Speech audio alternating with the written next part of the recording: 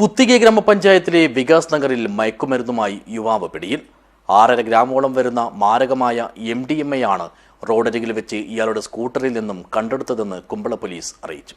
This news sponsored by Manual Silks, Mega Mall, Main Road, Kanyangad. Also at Kannur, Irati and Pattambi. Aryakkadi Bambrana സ്വദേശിയായ അബ്ദുൾ സഖദാഫ് എന്ന 33-കാരനാണ് മയക്കുമരുന്നുമായി പിടിയിലായത്. ഇയാളിൽ നിന്നും 6.46 gram വരുന്ന MDMAയും ഡിജിറ്റൽ ത്രാസും 2 മൊബൈൽ ഫോണുകളും സിഗരറ്റ് പാക്കറ്റും പിടിച്ചെടുത്തു. ശനിയാഴ്ച ഉച്ചയ്ക്ക് 2:30 കുമ്പള SI C സനീദിൻ്റെ നേതൃത്വത്തിലുള്ള പോലീസ് സംഘം വാഹന പരിശോധന നടത്തുന്നതിനിടെയാണ് ഇയാൾ വലയിലായത്. കട്ടത്തടുക്ക വികാസ് നഗറിലെ റോഡരികിൽ നമ്പർ പ്ലേറ്റ് തകർന്ന നിലയിൽ നിർത്തിയിട്ടിരുന്ന സ്കൂട്ടറിന് സമീപം സംശയാസ്പദമായ സാഹചര്യത്തിൽ നിൽക്കുകയായിരുന്നു സഹദാഫ്.